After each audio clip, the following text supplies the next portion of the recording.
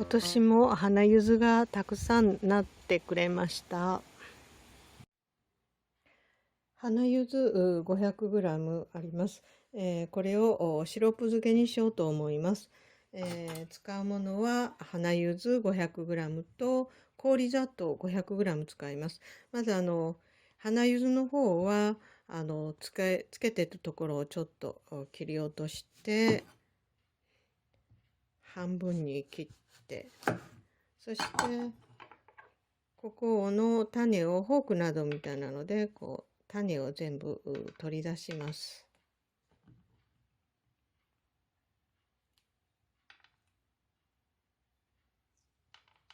はい、こういうふうにして、処理します。ヘタのところですね。ヘタのところを取って半分に切り、中の種を出した柚子です。500g で、氷砂糖が 500g あります。でまず先に、そこに置いて、それから柚子を入れ、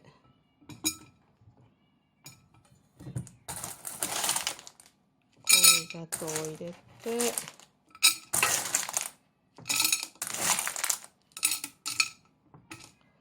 柚子を入れ、で、氷砂糖を上から入れます。でこれで、蓋をして、冷暗所で、汁が出るのを待ちます。汁が上がるのを待ちます。柚子の氷砂糖漬けで、シロップを作りました。でこれは種も全部取ったものですけども、10日ほど経って、現在上の方まで、汁が上がってます。で毎日ゆすって上の方にカビが生えないように毎日こうしてゆすって10日経ちました。で、シロップがもう出来上がってますけども、下の方にはまだ氷砂糖が残ってます。でももう十分美味しくなってます。でこれで、今日は紅茶にこれを使おうと思います。紅茶をカップに入れてます。で紅茶の中に取り出したシロップをティースプーンで、1杯ほど入れます。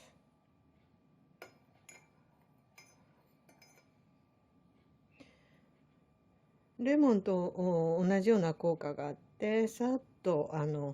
きれいな色になります。でこの他にシロップのあれは好みで入れていただいたらいいと思いますけども、柚子シロップは他にもうそのまま柚子とですね、この柚子とシロップを小さじ1杯程度湯飲みに入れてお湯を注いでそのままいただいたり、それから紅茶にしていただいたり、それから朝ですね、朝とかにアボカドとかキウイ、バナナをカットして、その上にプレーンヨーグルトをかけて、シロップをかけていただいたり、それからホットケーキを焼いてそれにかけていただいたり、から冷たいのが欲しい時は無糖炭酸水で、柚子とシロップを入れて、いただいても美味しいんじゃないかと思います。夏とかまで多分砂糖がありますので、保存次第で持つと思いますので、それを炭酸で氷割りで、飲んでいただくとすっきりとして美味しいと思います。